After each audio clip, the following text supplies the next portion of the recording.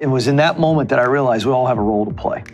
And she had enough wisdom to go, I know you want to play this role, that's not your role. He is the reason why I'm a communicator today. I wouldn't be. I mean, confidently would say that. But the words you speak over people, Come on. it's huge. It's huge. Way back. There's a real theme in my story, Ken. Ask forgiveness, not permission. I like Takeaway there.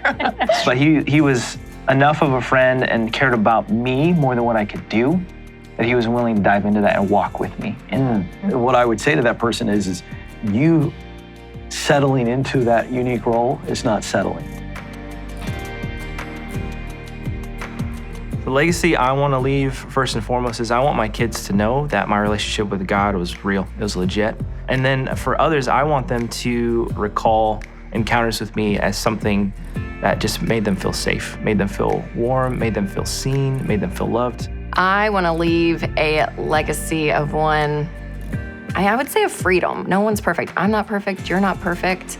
But when it comes to money specifically, like you have the ability to do something different and that your past mistakes and what you've done literally do not have to dictate your future. You can decide something different. I pray that the legacy that I have left so far has been one that has allowed people to feel like they are worth fighting for, they are worth being heard, they're worth being seen. That would be 100% job well done if my legacy was that. Can it be more than one thing?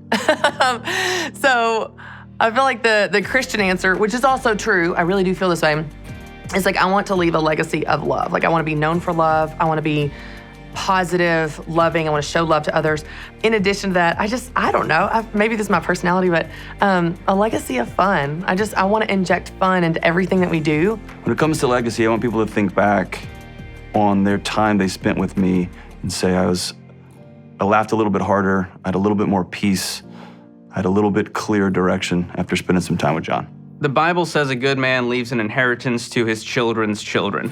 And that's something that I have not experienced with my family tree. And so one of my goals is to change my family tree so that my kids, my grandkids never have to experience the pain of debt. I want to talk about the enemies of purpose, okay? And I think there's three, but they're buckets. And I want to hear your stories. But I think fear, the voices of fear, doubt, the voices of doubt, pride, the voices of pride, they can rob us of purpose. The great fear that if I'm not careful, completely distracts me and turns me into a crazy man is the fear of not making enough of a difference, not mattering enough. It's like, oh, am I making enough of an impact? And it's so out of whack when I have that fear, right? And so that's a huge one, and that leads into doubt for me too. You know, doubting, am I good enough to do what my heart longs to do? Okay, I'm just keeping it real right now, and I wrestle with that all the time. That's like men's number one, right? Is am I good enough? Certainly, I think, it's a big deal for everybody. I think all of us are kind of little kids, little boys, little girls. Do I matter? Do you see me? You see me. But I'm saying I've internalized this garbage. Yeah. Okay, and I'm calling it what it is. It's garbage. Yeah. But I guess I want people to hear that I deal with that crap on a daily basis. Yep. Right. Okay? This it's a combination, it's a cocktail of fear and doubt, equal parts. And if I'm not careful, I will lose sight of what it's really about, which is, for me, personally, it's helping other people realize what their unique contribution is and just go do it. I mean, it's as simple as it gets for me. Right. But if I'm not careful, I start paying attention to the wrong things. Well, we live in a culture that says if you can't measure it, it's not real.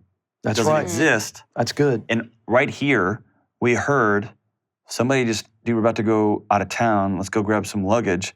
And somebody saw, oh, I'm an adult, and this is what this looks like, and I can do this, right? So you're talking about an empowerment lesson that you got in real time, and you're just going to get some luggage. Sure. That's not quantifiable. Right, I mean, you can't. Right. And who knows? And it's so easy to look at, well, what's your followers here and what's the book sales here, that as the proxy for, are you making an impact or not? Right. Yeah. So, and then for everybody out there watching, I mean, I think they share a lot of your fears. What are they? Let's name them. Yeah. What are you most afraid of? What do you doubt the most? I think my biggest fear is like that rejection of I need everyone to like me. I'm the people pleaser, the helper. So here's the thing. When I was 14, I was posting these videos on YouTube, and my cover of Rihanna's Umbrella, which terrible. It had like, Timeless. It had like 200,000 views. It was great. What? The comment that stuck out to me was this: "You killed it, ... and not in a good way." And that was one of those, at 14 years old, you're just like, oh gosh, someone on the internet hates me. Like I was deflated. And to this day, now I'm 32. And let me tell you, there's way more negative YouTube comments. There's entire Reddit threads devoted to the hatred for me. And so it's so easy to get sucked into, I need them, no, if I could just get them, if I could explain, maybe they'd like me. And so you get sucked into that instead of the message that says, hey, what you guys did at that event, that message resonated with me and I ended up paying off my debt and it changed my life. And those are like, hey, that's great, yay. But I got to deal with this critic for a second. And so you tend to lean into what the critics are saying. And what I found is that the critics, they're halfway to being creators. And they're so close because they point the thing out, but they don't actually solve any problems. And so what I want to do is solve problems. That's what we're all here to do. And the critics are here to point them out. So they're halfway there. And so that's been a real struggle for me as I struggle with this doubt of like, they're right. They see right through me. I'm a poser, right? That was the word in the skateboard world. You're a poser. You're not a real skater. And I feel that to this day. Molly, poser. Poser. Can't kickflip. And it's that, what are you doing? You're not a financial advisor. What's your credentials? You haven't done the thing. And to me, it's gutting, but at the same time, I look back at, the Bible. We're all believers here, and you go, wow, look at all the people that God chose in the Bible. The guys with the college degrees, he was like, get out of the way, dude. I got to get this guy who's the fisherman. He's going to be the one to spread the message. And so to remind myself that, that God qualifies the called and doesn't call the qualified, that's just such a beautiful reminder for me when I get into that space. Yeah, my fear early on was that I didn't have the credentials or the story, right? Because Dad's was bankruptcy to this, and I avoided that. So what gives me credibility?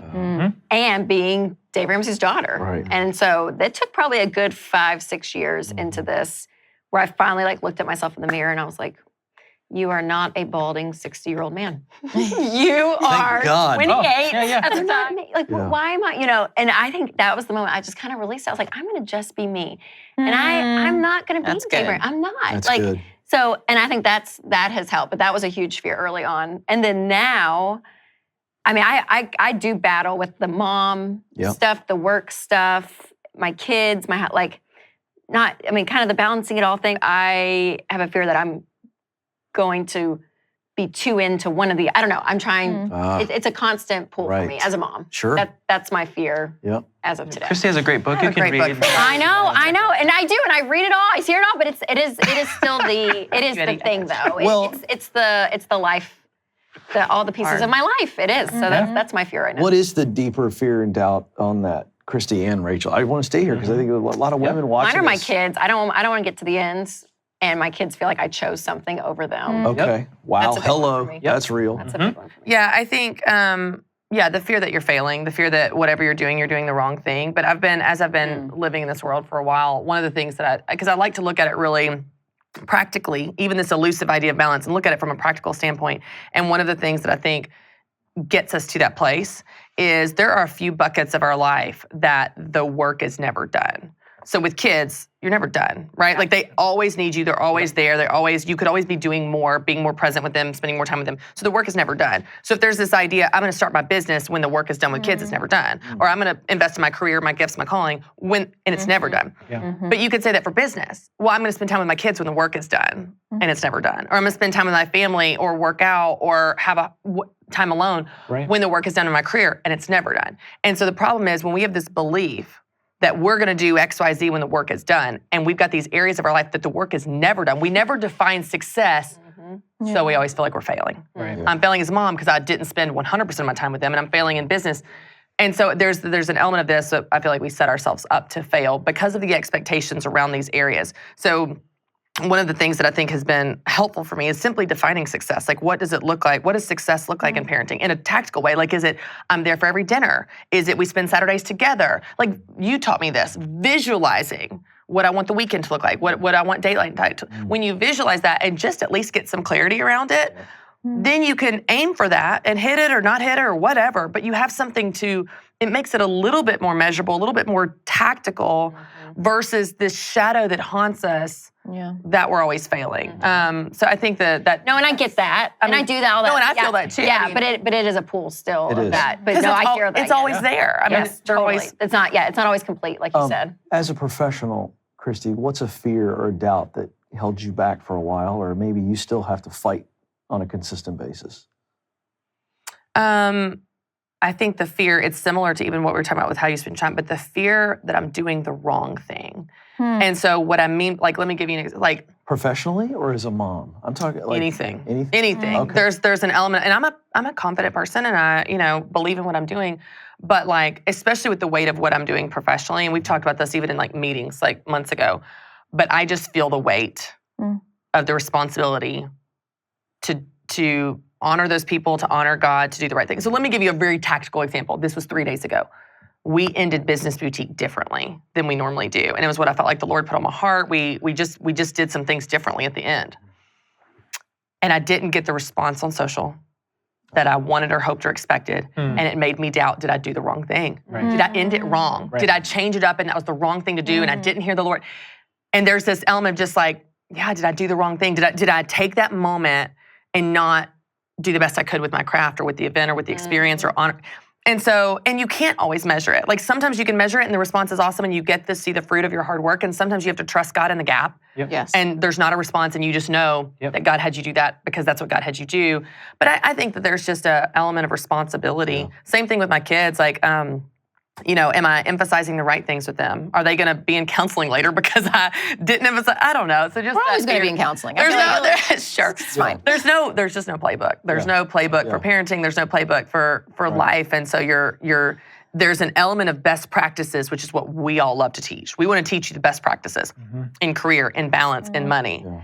And God is not a formula. Yes. He's going to write people's stories differently, Yeah. and He's going to lead people differently. And so it's holding these two truths Yes. of best practices and knowing it's not going to be cookie cutter. You know what I found? I'm curious. I want you all to weigh in on this. I found that some of the things that I fear the most when they actually happen, they actually ended up being much better for me. There was so much more good that came out than bad. Yeah. Anybody else experience that? yeah. You know, like I fear this. Maybe it's a failure. It isn't, and it's like, but actually, when I look back on it, that had a greater impact on me had it been successful or a doubt coming true. Right. Anybody have thoughts on that? Yeah. Well, I love what you just said, Chrissy. God doesn't write manuals, He writes stories. And that's beautiful because it's not this regimented sort of blocked in thing. And I think I lived so long thinking if I just do this right, if I create the song in just the right way, if I build the structure in just the right way, if I put it out polished, then I'm going to see success. And I kept doing that and it never went out. And so I never got to have those rough edges chipped off from it just tumbling down a hill because it failed, you know? And I was trying to figure out the means to get the best product, whatever it was for me, as music, as songs, right? Tried to figure out the way, the methodology to get it to be the best so that I could have it then stamped and be validated. And this is something that I'm still kind of working out now. I'm on the other side of that paradigm where God has made it clear, you're good, bro. Like everything you do now should be an enjoyment of the excess of the fact that I'm with you. If you fail, I'm with you. If you succeed, it's because of me. I'm still with you. It doesn't matter the results of it because what matters is that I'm with you in the process of it. Yeah. And it's really easy to sort of have that aha moment, but then it's hard walking it out day by day, step by step, moment by moment. I was at a retreat thing and they were talking about affirmation versus validation. And they gave me the visual of a passport and knowing like who you are validated by your creator, right? Like that is your identity, you are validated. And then as you travel with that passport to other countries, you know, Italy affirms you are a U.S. citizen on that passport, you know. So these different mile markers can affirm and stamp that passport, but that validation isn't that. And I think that's huge, or at least for me. Yeah. I'm like, oh, it love that resonated visual so so much. much. That's And I was good. like, man, that validation versus affirmation, it is huge. That's a big journey. We're supposed to enjoy the journey. That's right. That's you know? right. Totally. Instead of thinking if I hit enough stamps, then I've completed my book. That's it. Totally. Yep. Oh, yeah. Yep. And it's just a compliment to what you're doing, not the source of what you're doing. Yep. Like it's hard to remember, but the distinction is It's huge. so huge. Yeah. I think with the journey portion that you mentioned, for me, it's running out of time. I fear running out of time. Oh. Alexander Hamilton, that song is "Why do you write like you're running out of time?" And when that song played, I started crying because I was like, "This is me. I live my life at 100 miles per hour because I'm afraid that I'm not going to get to this pinnacle that I can't articulate what is because it doesn't exist." Rather than enjoying the journey the journey has at some parts been fun, but I could say even like over the span of my 20s to late 20s, there weren't too many fun moments because I was always on to the next thing. Like I was at this fire at 2 a.m. because I knew I needed to, because I needed to get to Atlanta. I needed to get to market number 9, and then after market number 9, then I was gonna, it just was never this place where I could just rest and abide in where I was. And it wasn't until I left the news that I realized all I can do right now is abide. I literally have nothing to do but abide. And then to realize life is not so sucky, and I made it that way. And where is this benchmark of approval? I think a lot of it came from, my childhood, the way I was raised, and having to, like, this is how much I put my validation into what I did. When I left the news, I was so ashamed. I did not even tell my dad face to face. He was in the same room as me. I wrote him an email. Because that's how much I put into my job. I literally did not believe I was anything more than that. And so realizing that, okay, well, I've got to be something more than that or else I would be dead now, right? Because I'm no longer in the news, so what now? And allowing the Lord to bring me back to a place of wholeness without having to prove or do or achieve anything. And let that be just out of the overflowing of why I am created and just saying yes to things and obeying. But then realizing too, when you're in that place, it doesn't feel like you're running out of time because you're just abiding. You're abiding in where you are now. And I mean, that's my biggest fear. And that's something that if I'm not careful, I get back to. I'm finishing my master's and I'm like, let me just finish this freaking thing. And yet it's still that little voice in my head, you're running out of time. And it's not real, it's not true. And at the end of the day, like I'm alive still. I'm alive still and I'm thriving and I don't need a certificate to keep me going. That's right. Well, it's hard to be those two things. It's hard to be content where you are and ambitious. And I feel like we swing to these extremes in our culture. And even me personally, it's like I feel really, really ambitious, and then I feel guilty for that. Then it's like, well, I just don't care at all. Apathy. It's like, I think you can be both. I think you can be ambitious and have goals and hold them loosely, like you said a while ago. And but it's hard, because we, like it's one or the other. John, I want you to weigh in on fear and doubt, but I'm curious to know just from the clinical standpoint, because I think people watching right now, I think the greatest fear that we all face is the unknown. Yeah. Like we talk about being on purpose here, this conversation. Well, welcome to the journey. There's a whole lot of unknowns. And that's a paralyzing fear as well. Hey, I know I'm supposed to go this direction, but I don't know where the twists and the turns and the detours are. Your thoughts on why that's such a paralyzing fear? Our basic physiology, your brain is wired to go with what's familiar. That's why we stay in abusive relationships, whether they're romantic or we stay connected to parents that hurt us. We work for toxic bosses because it's what we know. It's the devil you know. And the unknown can get you killed, and so our brain would rather be uncomfortable and alive than the potential. And then the risk of this going well, that's not even worth it, right? Yeah. I think from the fear and the doubt, if I'm being honest, I think back to my first job. I was a high school track and basketball coach. 21, I was a kid, I was an idiot. But I was also could get kids all riled up to go win the game or whatever. I was good at the Newt Rodney speeches. And one day in practice, we were running a drill, and we were running the drill, and they kept rolling back off. And these were young people at a part of the city of Houston that I didn't grow up in. I learned a lot about what my childhood was not like everyone else's childhood growing up. It was really formative, and I developed a good bond. But I'll never forget, I threw a temper tantrum in a practice. And I was trying to make an impact, and I knocked over a rack of balls, and I walked out of practice. Well, there's guys already assigned. Your job is to get the balls picked up and get them put up. And I just left. And they knew, they cleaned up the gym, and I left. And the next day, and one of my athletes, his name's Marquise, I still remember his name. And I said, all right, guys, the next day at practice, I'd blown it over. And he said, I was like, all right, today we're going to do this, this, this, and this. And he said, are you going to walk out on us again? And he had a different thing in his childhood that when a man walks out. And multiple of my players experienced that. And suddenly I thought, oh no. So what does that have to do with it? Now I fast forward to here. You said this when I started this job, and I didn't fully get it. I've been working with college students for almost 20 years. They listen to about a quarter of what you say. You know what I mean? Like, optimistic. How about don't do all of those drugs? And they're like, I'll take that into consideration. So you talked about when I took this job, people call Dave and say, how do I keep my grandkids fed? And he answers them and they go do it. And that's a weight that most people in the world don't understand. Yep. And now I'm in a job where somebody says, my husband cheated on me and I don't know what my next step is. And I say, you need to do these 3 things. Yeah, they're good. And now they're writing letters. Yeah. They went and did it. And I'm like, whoa, I mean, Yep. that's what this job is. Like, Yeah. you're going to actually go do it, the trust transfer. That's right. And I think back to how many conversations over the last 20 years with young people I've had, whether high school or college kids, people who are struggling, and I think, oh, what I'd give to go do that conversation over again. So the big fear I have is you're going to say something the wrong way. Yep. And I know I've got a very privileged perspective because I've been this tall since I was 7th grade. I'm loud, and what the world needs is another man telling them what to do, right? I feel very, very nervous now about speaking into, here's what you should do, here's what you should do. So the temptation is, I'll stay quiet. Right. I'll be quiet. And you just go figure it out. So how do you wrestle through that to where you shake it off? So the big thing is I make sure, I'm right. And and what I mean by that is yesterday I took calls on the radio. Yep. I called 2 different scholars about immigrant guilt because I don't know. Yep. So I talked to 2 folks, one who'd experienced this and was a scholar, and the other who's just a scholar, and said, walk me through this. And one of them called me out.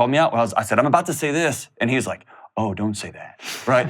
And so when I was in colleges and I'd go speak to different groups, I would have different people on my phone. And I would text and say, I'm about to say this. And they'd say, John, don't say that. And they were helping me out. And they knew my heart. Our kids played together, so we had relationships. But it's me leaning into being humble enough to say, I need the help. goal is not for Deloney to be right. It's to the end person listening to this who's vacuuming, who's about to leave their marriage, or the guy that's working on his car who's sick of his wife. Man, can he hear this? That's good. And so I got to jump in for people who aren't in the content space. A lot of people watching are in different jobs. Yeah. You just said something great. I just want to transfer it.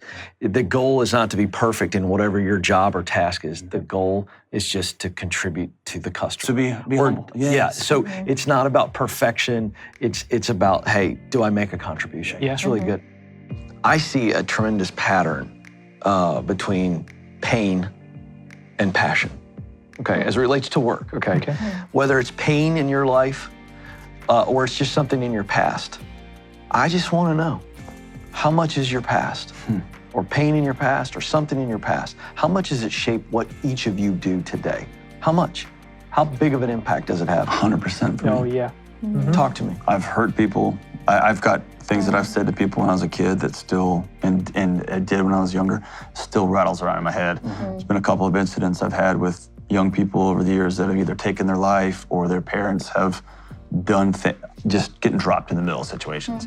And I've had my own marriage that's been hanging on by a thread at times. I've had. When I grow up and when I have a family, I want a big family and I want it to be loud and chaotic and people screaming and fighting and sharing clothes. Got it. But I just remember having this vision. And so after that shoot yesterday, I was thinking about telling that story because I hadn't thought about it in years, of how I wanted that from the time that I was a child. And I was thinking about a little bit of I guess my thoughts were kind of regretful. It connects you so deeply to the women that you talk to, that you write to, that you create products for, that you coach. And one of those women is me. You bring people right alongside of you and you push them to the front, even if that means that you're not in the front. And I could not imagine, and it comes from the purest place in your soul. And even hearing more of your story, it's like, it's because of that. You had to fight for yourself. And now you've used that to then fight for me. Like you have fought for me and you continue to fight for me. And so on the receiving end of it, it's, your pain has been my joy. That's so good. Your pain has been my joy.